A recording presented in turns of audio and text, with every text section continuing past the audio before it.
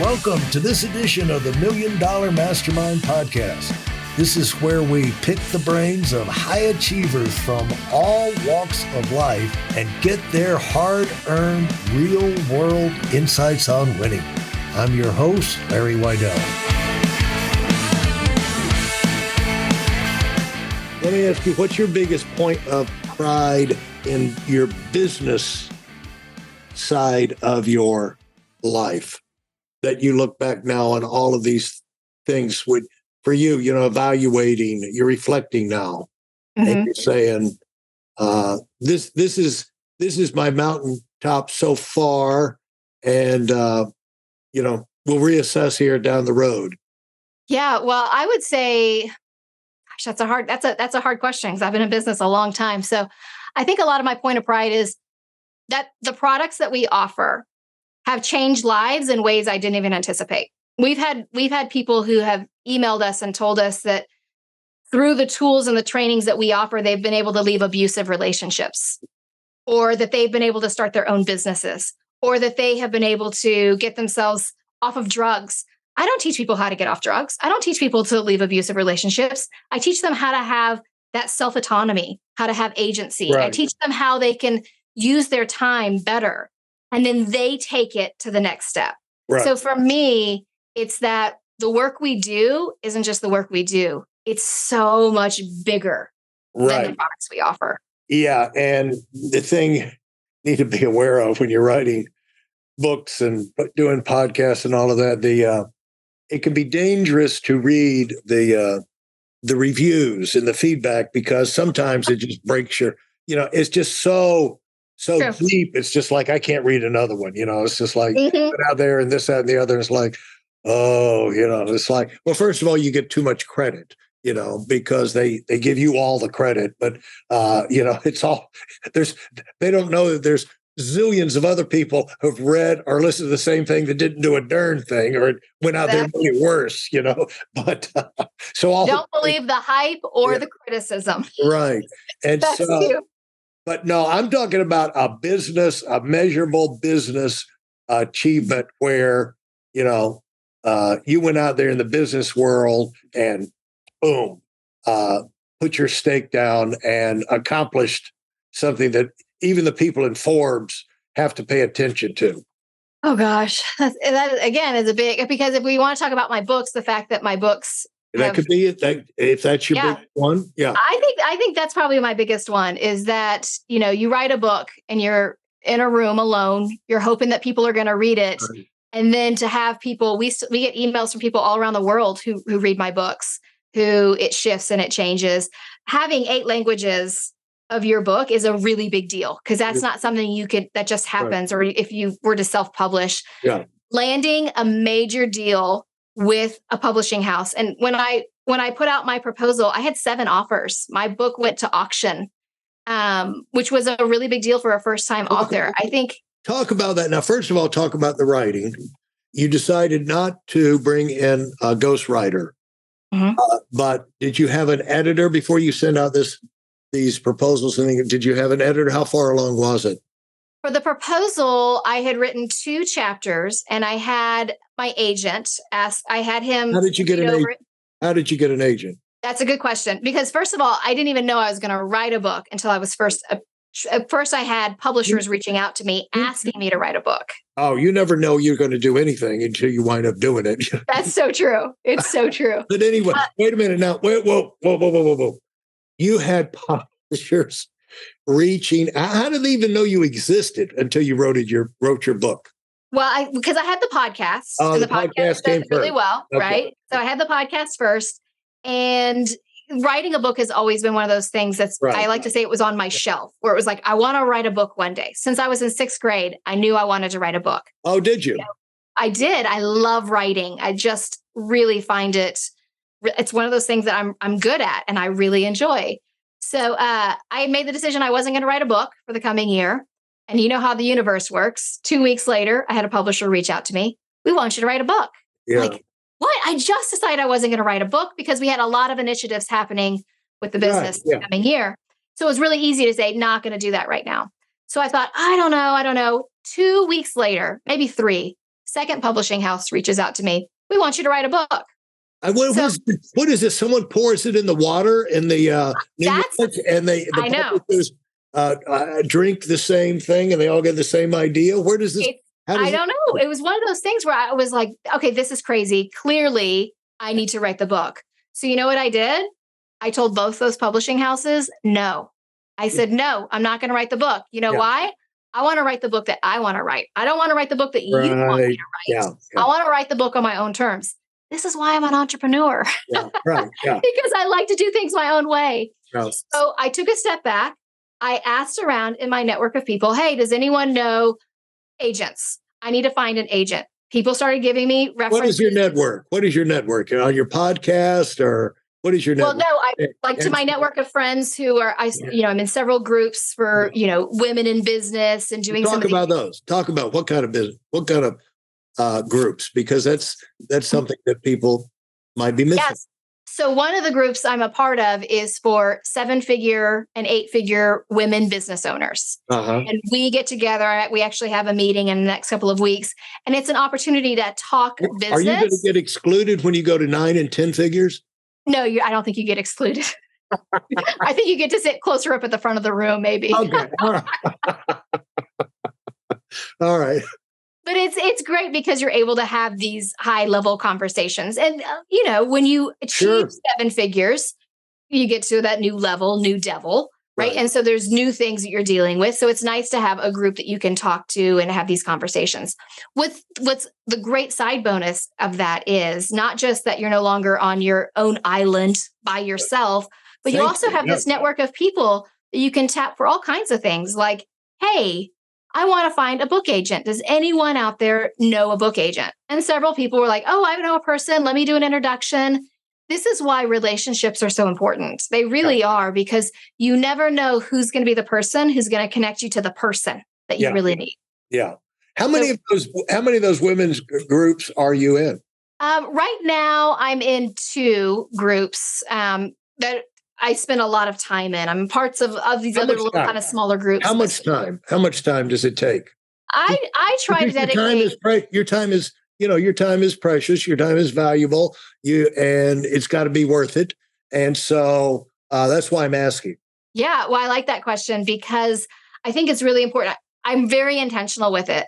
So I try to spend at least 3 hours a week going in, checking in, seeing how I can support people. And then when people need support in these groups, sometimes I'll hop on a call with them or I'll do those kinds of things. How do you go in? What do you mean go in? What does that mean? Because a lot of times these groups are on a platform or an app. One of them is on, Patreon or Facebook groups or what? Where are they?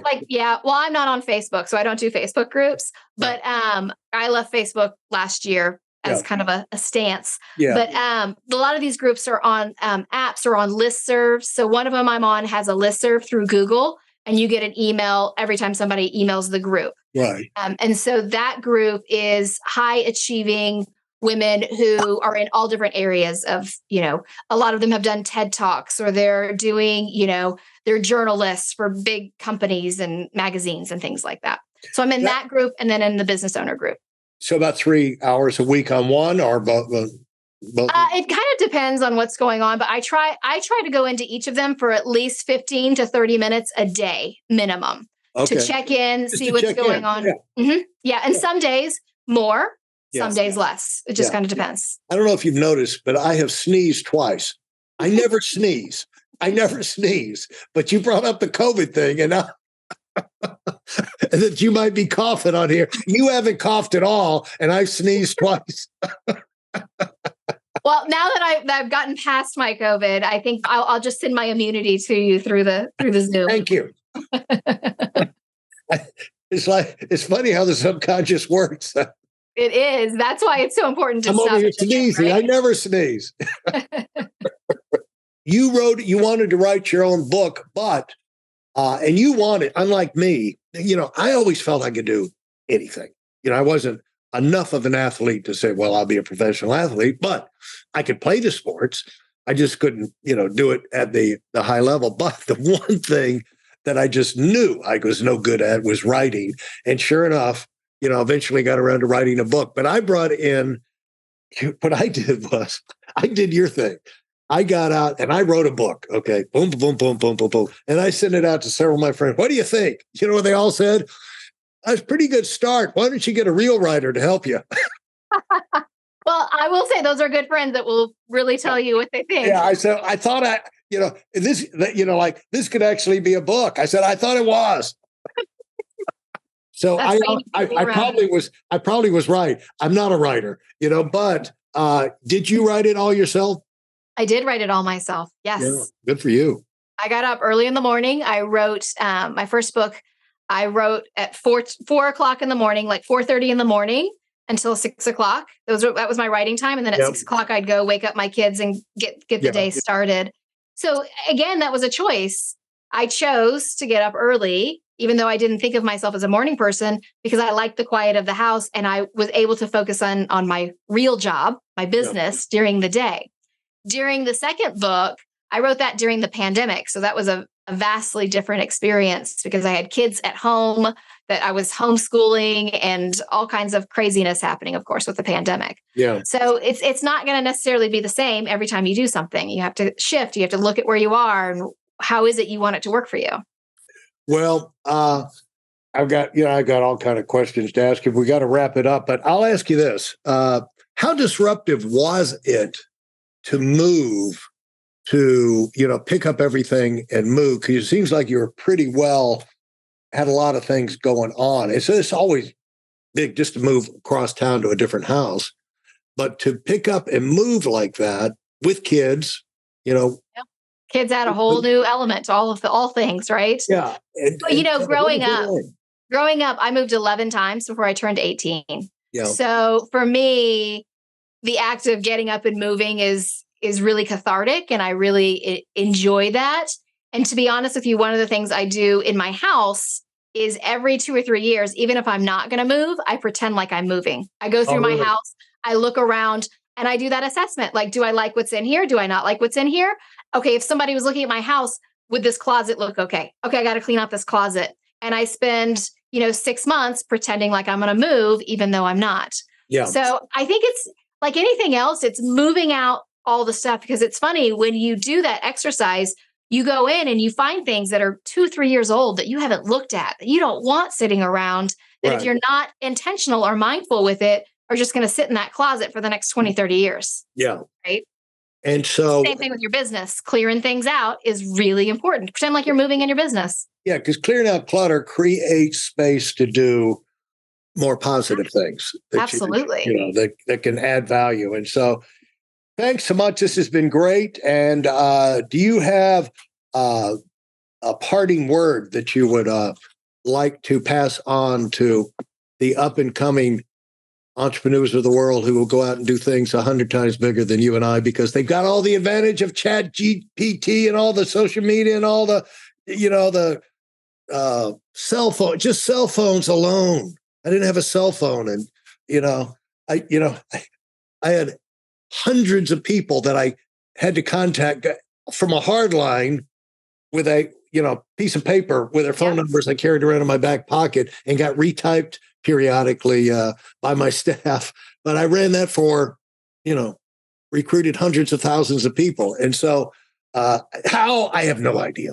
But, this upcoming generation should go out there and do what we've done at least 10 times bigger. And that's what I'm expecting. No excuses. But with yourself, you have something to pass on to these world beaters that are coming up? Yeah. Well, I think the thing is, I think a lot of times we get caught up in the big steps, the big giant leaps in life. And the truth is, it's the small steps that count even more. Yes. So if you heard something today that resonated with you, if you were like, ooh, that Pareto principle or the RCQs or anything we talked about today, if there was one thing that you were like, oh, I like that, I would encourage you to gift yourself, and I use that word gift very intentionally here, gift yourself 10 minutes to take action on it. Yep. 10 minutes is all you need. That one small, tiny action will build momentum, and it makes it easier to take the second step, which makes it easier to make the third step. And what you'll find is that just creates the momentum you want. So if you heard something today, go and act on it. Maybe it was, oh, I want to read the book. Go grab a copy of my book. Maybe it's listening to my podcast. any of those things we talked about, go and get started today. 10 minutes is all you need. Yeah, fantastic. And your books are called The Joy of Missing Out and On Purpose by Tanya Dalton. And your podcast is called Intentional. The Intentional Advantage. Yeah. So anywhere that you're listening to this podcast right now, you can do a search for The Intentional Advantage or my name, and you'll find my podcast. We've got almost 300 episodes at this point. So lots of fun. I see you're on LinkedIn, Twitter, and Instagram. So you're on. Oh, no, not on Instagram. Oh, you made a stand. Not on Instagram or Twitter. I'm not on Facebook, Instagram, or Twitter for my business now. Oh, for your business, Instagram or whatever. Anyway, sounds great. And your website is tanyadalton.com. Is that correct? Do people want to check in with you there? And that's the best place. Thanks so much. This has been a lot of fun, and look forward to seeing you when I come up to the Carolinas. Yeah, I'd love that. Absolutely. All right. Thank you. Thanks for listening to the Million Dollar Mastermind. If you felt there were any valuable takeaways from this episode, please take a minute and leave us a 5-star review. Your feedback is important and really helps us get the word out to a wider audience. Remember, we have a valuable webinar that is absolutely free. Register for it right now at weidelonwinning.com. Thanks for listening.